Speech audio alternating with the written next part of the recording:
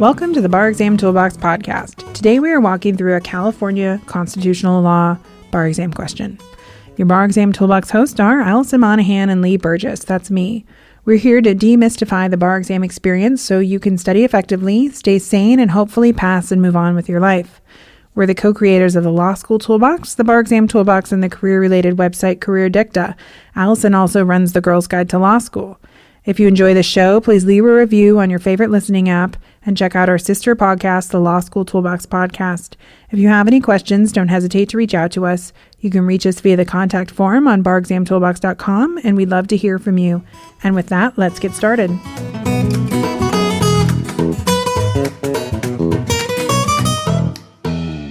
Welcome back. Today we are walking through a California bar exam question about constitutional law. This is part of our series of podcasts talking about how to approach questions on the California bar exam. Today, we're dealing with how to do your analysis. So don't forget to subscribe to our podcast so you won't miss any upcoming essay discussions. So why is analysis so important to bar exam essays? Because even if you get the rules slightly wrong, you can show your reasoning skills and still impress the bar graders. Just like in law school, analysis is the most important part of the IRAC. I like to think of a lowercase I, a lowercase r, a capital A, and a lowercase c. Before we walk through today's question, we need to do a quick review of the law that you will want to know. Because this is a constitutional law essay implicating religion, we are looking at the First Amendment and its application to the states via the 14th Amendment. The First Amendment provides for the free exercise and free establishment of religion. These rights are incorporated to the states and local entities like counties and cities via the 14th Amendment. The Establishment Clause prohibits laws that advance or inhibit a particular religion unless the law at issue passes strict scrutiny, meaning the law would have to serve a compelling state interest and be narrowly tailored to serve that interest. If the law is neutral on its face, a court will apply the Lemon test to determine whether it violates the Establishment Clause. To survive review, the law has to pass this three-part test. Number 1, the law must have a secular purpose. Number 2, the primary effect of the law can't advance or inhibit religion. And number 3, the law can't foster excessive government entanglement with religion.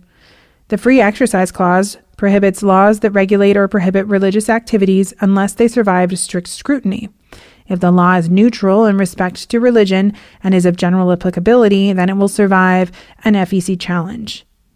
As a threshold inquiry in free exercise cases, the court must determine if the religious belief is sincerely held. It doesn't have to be a well-known religion or even a well-established practice. It just has to be sincerely held. The First Amendment prohibitions generally do not apply to government speech. However, government speech can't appear to disproportionately favor one religion or another. Lastly, the Equal Protection Clause of the 14th Amendment guarantees equal protection of the laws. When a fundamental right like religion is implicated, the law must survive strict scrutiny. All right, so that's all the con law that you need to know. Let's move on to reading the bar exam question. This is a question for the February 2018 California bar exam. We will link to a webpage where you can find this question in the show notes if you want to read along. County Jail has prominently posted in the inmate dining hall quotations from 3 of the 10 commandments as follows. Quote, you shall not kill. Quote, you shall not steal. Quote, you shall not give false testimony against your neighbor. County officials thought these were, quote, good moral principles that would assist prisoners when they were released. The jail makes available to inmates copies of the Bible and the Quran, but no other religious books. Inmate Ivan requested a copy of a religious book central to his recognized but relatively small sect. The book urges the religious use of a hallucinogenic sacramental tea. Ivan has requested permission to have the hallucinogenic sacramental tea on a weekly basis as part of his religious observances.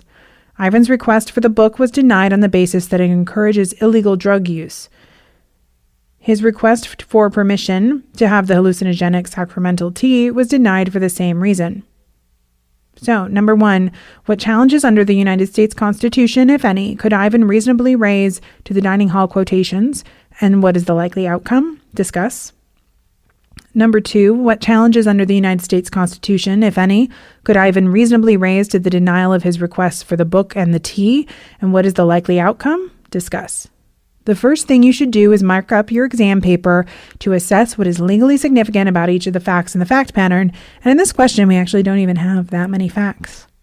Now, county jail has prominently posted in the inmate dining hall quotations from 3 of the 10 commandments. So this shows us 4 things. Number 1, this is a state actor because it's a county-run jail. Number 2, the state actor is a jail, meaning that the interests of the county have to do with the prisoners. Number 3, there is something prominently posted in a place where all inmates are going to see it. Number 4, the things that are prominently posted are 3 quotations from a religious text.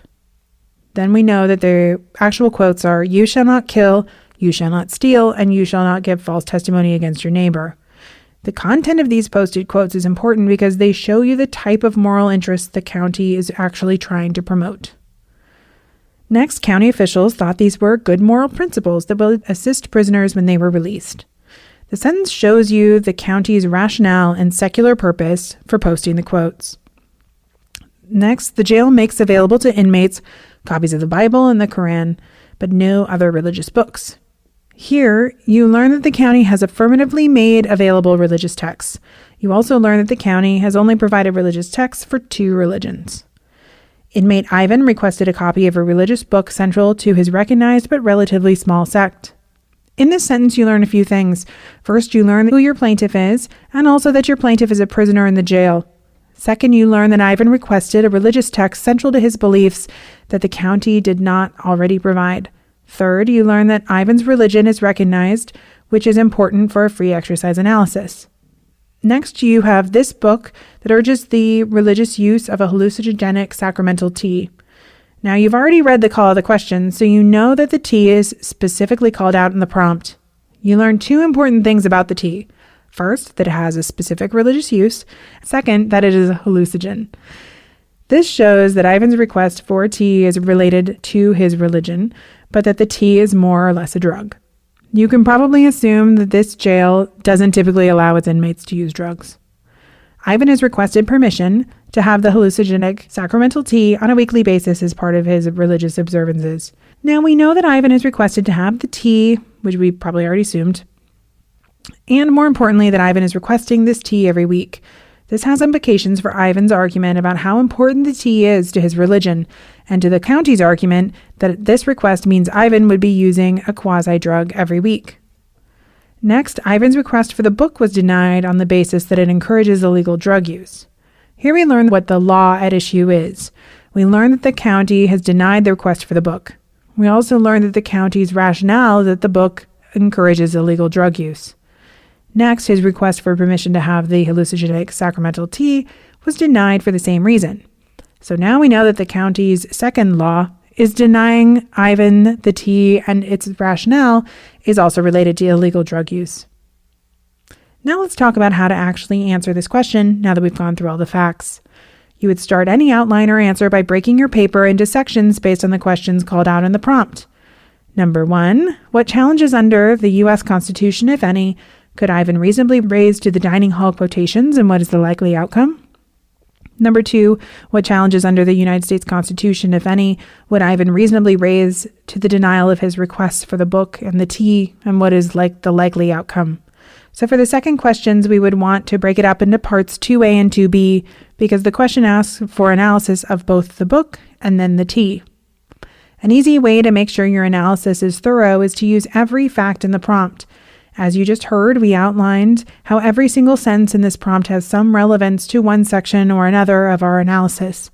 If you keep track of each fact in the prompt and check back at the end of the writing to make sure you've used all the facts, you're setting yourself up for success with thorough analysis. Now let's look at how we would organize this essay and analyze each part. To start any constitutional law essay, you always want to make sure there is a state actor. So in this essay, that's not really an issue since it's obvious, but you should still tell the reader that you know only state action implicates constitutional protections. Here there is a state actor, namely the county via its proxy, the jail. So let's turn to the actual questions. Question number 1. I think it's always a good idea to start with a roadmap outlining the basic premises we've discussed already related to the First Amendment and what protections it has for religion.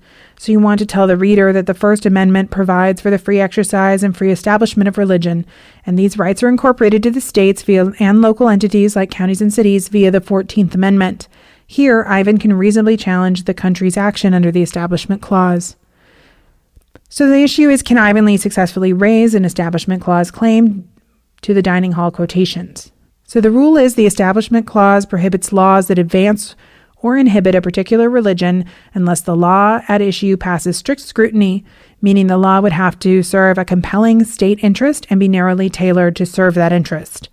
If the law is neutral on its face, then the court will apply the Lemon test to determine whether it violates the Establishment Clause. So here, Ivan's going to argue that the quotes are intended to advance Judeo-Christian religion because they come from the Ten Commandments and are placed in the county jail. He will argue that the court should apply strict scrutiny because the county is expressly advancing Judeo-Christian religion. However, Ivan is unlikely to succeed as these quotes are not law and policy, but rather are posted as moral principles to guide people as they leave the jail.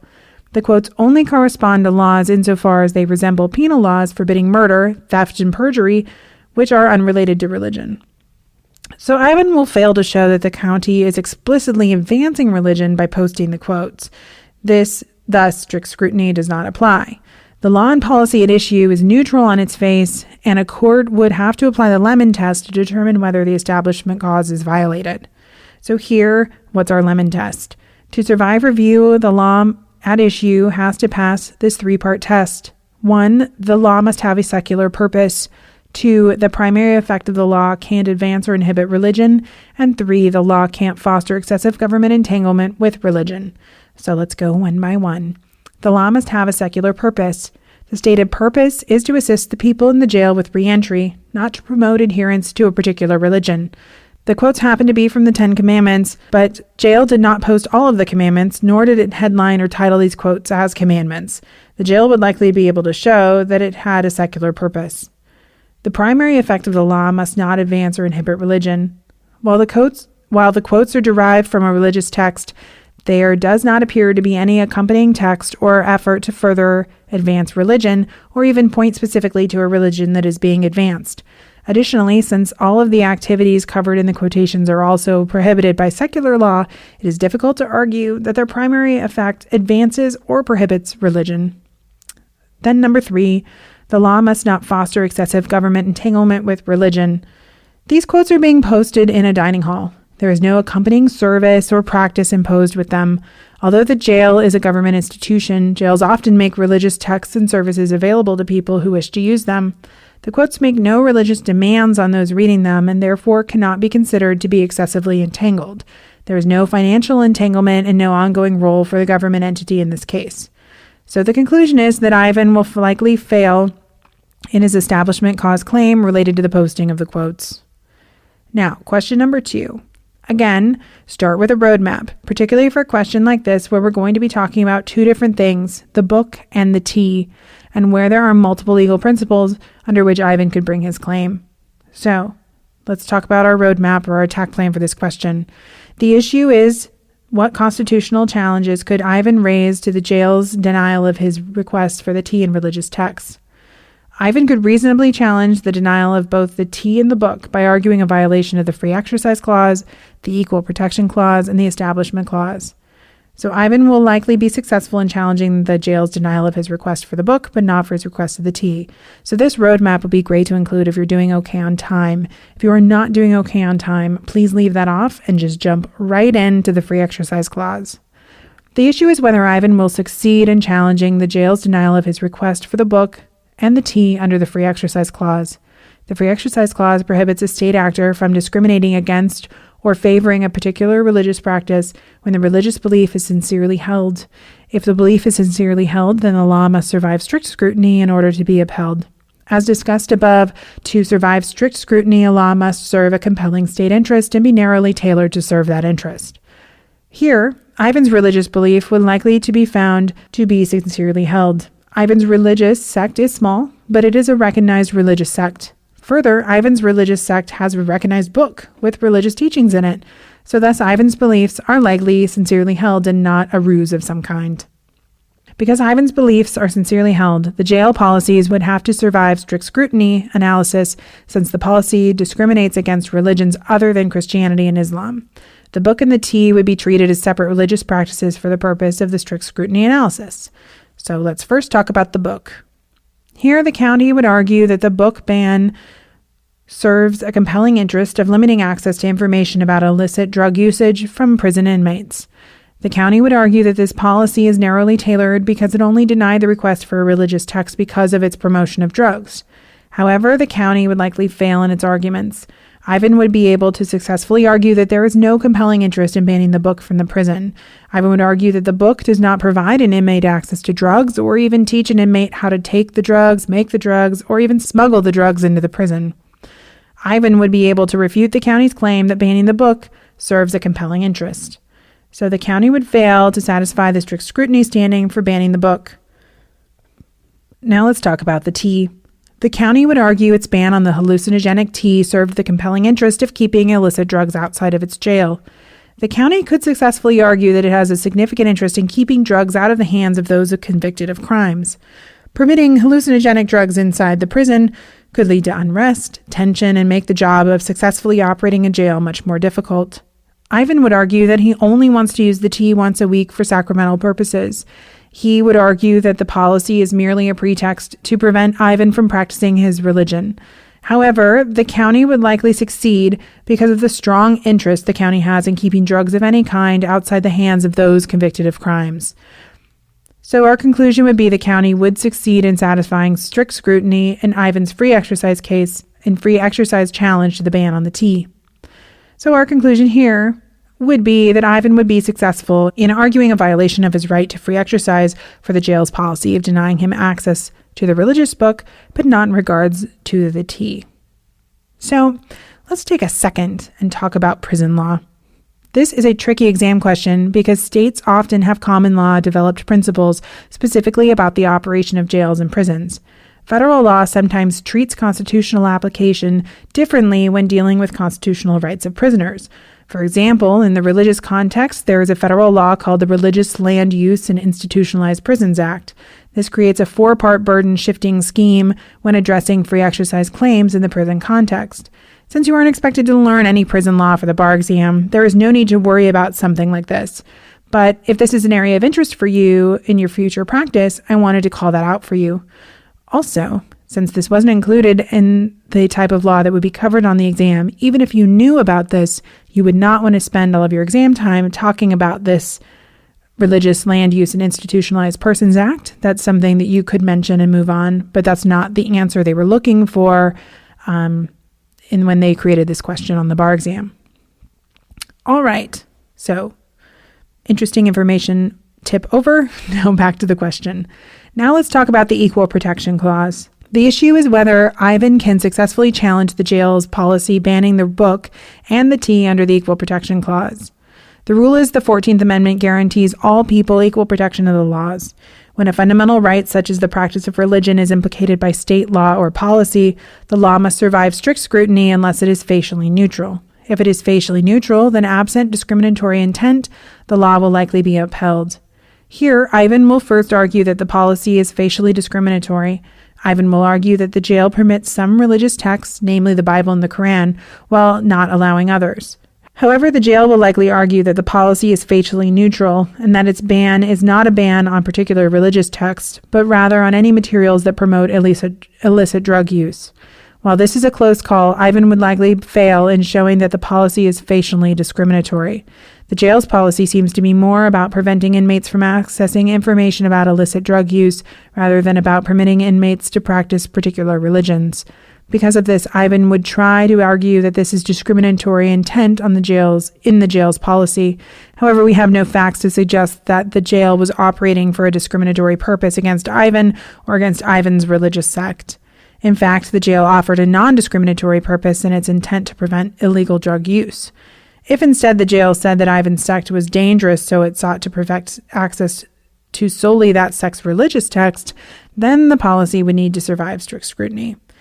Further, there would be no basis for an equal protection claim regarding the tea because there is nothing to support that other religions have access to religious drinks or foods. So our conclusion is because there is no discriminatory intent and the policy is likely to be facially neutral, Ivan's equal protection clause would likely fail. What about the Establishment Clause? The issue is whether Ivan could successfully challenge the jail's policy under the Establishment Clause. The rules for the Establishment Clause are stated above under question 1. Here, Ivan would argue that the policy shows a religious preference because it permits the use of certain religious materials but not others. As such, Ivan would argue the Lemon Test does not apply. Instead, strict scrutiny should be applied. The jail would counter that the policy is about preventing illicit drug use. If the court found that the policies showed a preference, which it likely would, the same strict scrutiny arguments as discussed in the Exercise Clause section would apply. The ban on tea would likely survive a strict scrutiny analysis, while the ban on the book would not. So Ivan would likely be successful in challenging the policy that bans the book, but not the policy that bans the tea. And that's it for this essay. Remember that an easy way to see if you have fully analyzed a fact pattern is to go back through your list of facts to see if you have used each one of them in your analysis. Bar exam fact patterns are actually often quite short, but packed full of useful information. If you see a fact that you have not used, try and figure out if there is an issue you missed or a section of your analysis that could be bolstered by additional fact discussion or the intersection of a counterargument using that fact. And with that, we are out of time. I want to take a second to remind you to check out our blog at barexamtoolbox.com, which is full of helpful tips to help you prepare and stay sane as you study for the bar exam. You can also find information on our website about our courses, tools, and one-on-one tutoring programs to support you as you study for the UBE or California bar exam. If you enjoyed this episode of the Bar Exam Toolbox podcast, please take a second to leave a review and rating on your favorite listening app. We'd really appreciate it. And be sure to subscribe so you don't miss anything. If you are still in law school, you might also like to check out our popular Law School Toolbox podcast as well. If you have any questions or comments, please don't hesitate to reach out to myself or Alison at lee@barexamtoolbox.com or Alison@barexamtoolbox.com, or you can always contact us via our website contact form at barexamtoolbox.com. Thanks for listening, and we'll talk soon.